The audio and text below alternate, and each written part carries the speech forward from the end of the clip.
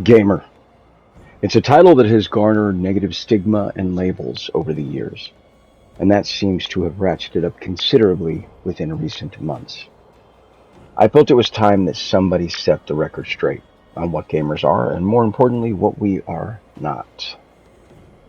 Now, who am I to broach this topic? I spent a good chunk of my life with gaming. When I was a kid, there were no home PCs, there were no gaming consoles. If you wanted to play a video game, you had one option. You did your chores, you got a pocket full of quarters, and then you rode your bicycle 8 to 10 blocks down to the local arcade. That was it. Don't get me wrong, the arcades were amazing back then. But I have watched the birth of home PCs and home gaming, and I've watched its evolution to this very day. So what is the truth about gamers? It is this. One of the most diverse groups of people you will ever meet are gamers. We come from all around the world, all walks of life, different ethnicities, different languages, different genders, different sexualities. But you need to remember, none of that stuff matters to gamers. Because when we meet, we know absolutely nothing about one another. It sometimes takes days, weeks, months, or years before we start finding out details about one another. The bar for entry is extremely low. You just have to like the same game that another player does. That's it.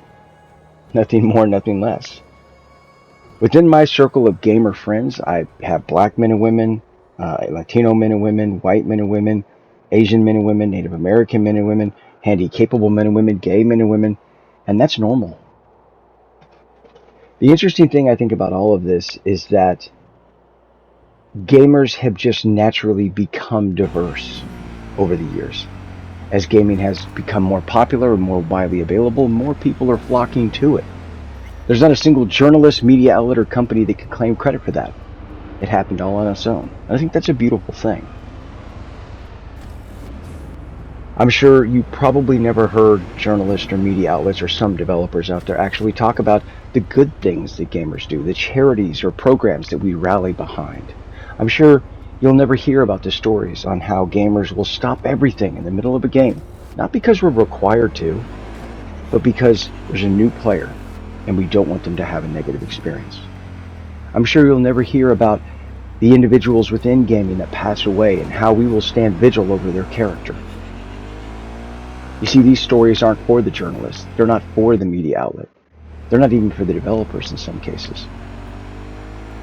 You'd have to be a gamer to understand these things, and most of these people are not. Now, the obvious question at this point is, well, why would these media outlets, the journalists, and some developers lie about gamers? In order for me to really explain that, I have to stop talking about gamers and start talking about them. So let's do that. For whatever reason, at some point, somebody decided that this was the battleground for fake activism. What I like to call fake divism. It wasn't gamers that chose that. Unfortunately, it was other people that chose that this was going to be the battleground. And for whatever reason, they have adopted this stance that they need to force their opinion down your throat. They need to berate you and browbeat you in regards to their opinions. Now, the wild part about all of this is that no other product the world over can be sold in this manner. Imagine going to buy a new shirt and the store wants to force their opinions down your throat. Imagine going to buy a new smartphone and they want to lecture you for 30 minutes on their opinions. They want to berate you.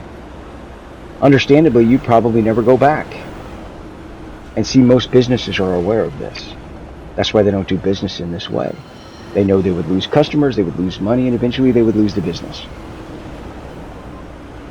But it gets even worse. Because these journalists, media outlets, and some of these developers will straight up ignore a flawed product, straight up ignore the inadequacies of a product, which is their very job, what they're supposed to do, if it seems that their opinions align. That's the only requirement. Again, think about how abnormal all of this is. If you went to get coffee in the morning and the barista told you, oh, the coffee's awful, worst coffee we ever had, but we're going to overlook it because it appears our opinions seem to align. Imagine going to buy a new car and the dealer telling you, oh, it's a horrible product. It's probably going to break down on you leaving the lot. It'll be in the shop more than you'll actually have it. But it's okay because I think our opinions align. So that forgives all. Now, journalists, media outlets, and some developers will act as if this is completely normal when it is anything but. It is the most abnormal thing possible.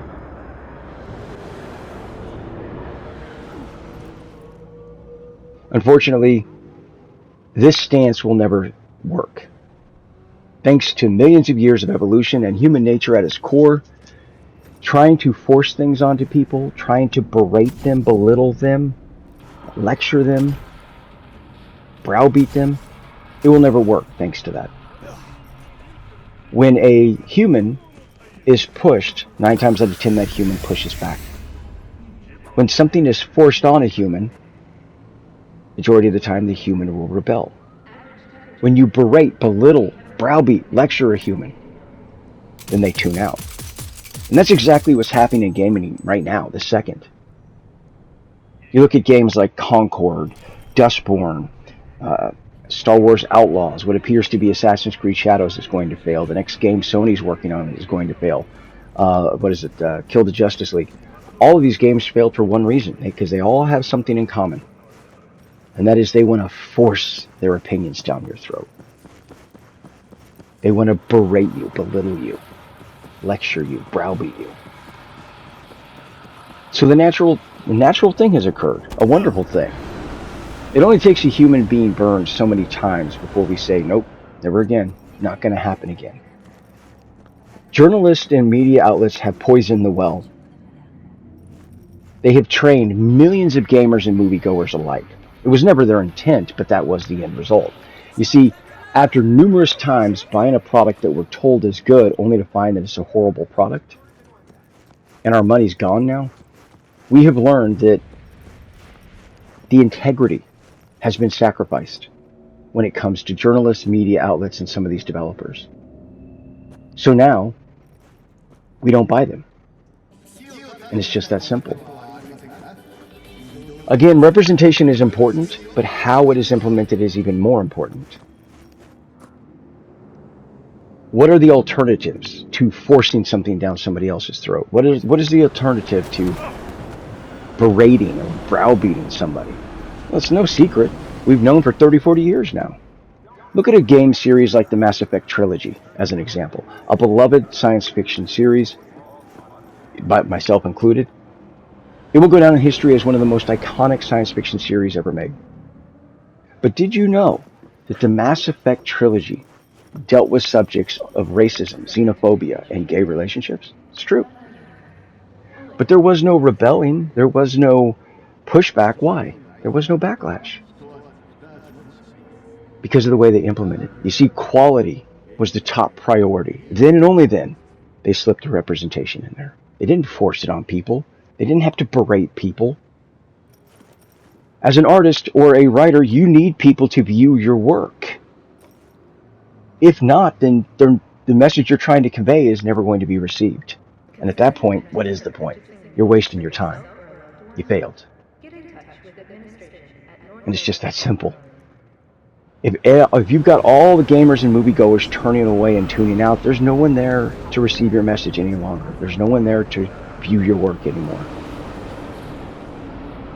And as a journalist or media outlet or developer, you've got no one to blame but yourself on that.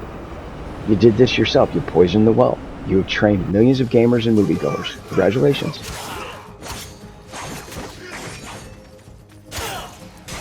Now, with all those things being said, if you're a developer or a publisher, you may be wondering, what do gamers want? Well, it's no secret, and it's actually so simple it's going to surprise you. Gamers, we're just consumers like any other.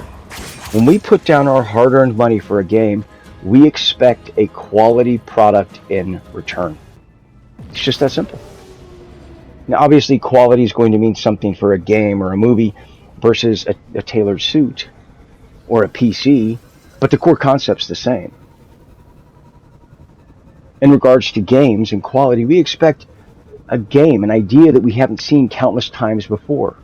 We expect a new setting that we haven't seen before, new characters that we haven't seen before, that are well written and fleshed out with an amazing story, with fantastic lore. A game that's replayable because it has so much content, and a menu system that's intuitive. Now, obviously, this list goes on, especially when you start asking questions like, what type of game are you making? If you're making an RPG, for example, we expect a deep, rich skill system that has a meaningful impact on gameplay when we put our points into said skill system. Maybe even a deep and rich crafting system. Quality should be your main priority. Only then do you slip your representation in there. Doing it that way, you're not forcing it down anybody's throat. You're not pushing it onto them. You're not berating. You're not belittling. You're not browbeating. But there's somebody there viewing your work. There's somebody there to receive the message. It's just that simple. Now, with all those things being said, I think that a lot of developers, media outlets, and journalists have forgotten one simple fact, and that is gaming is about escapism. That's what it's always been about, and I think that's been lost over the years.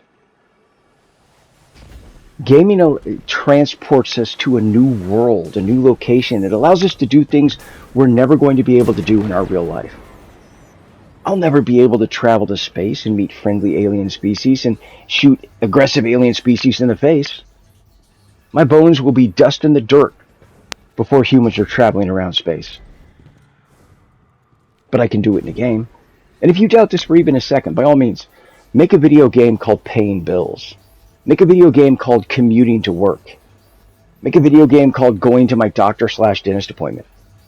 Nobody wants to do that because that's normal life. That's what we all have to do. We want an escape. And I think when people are reminded of that, we're going to actually gain some ground.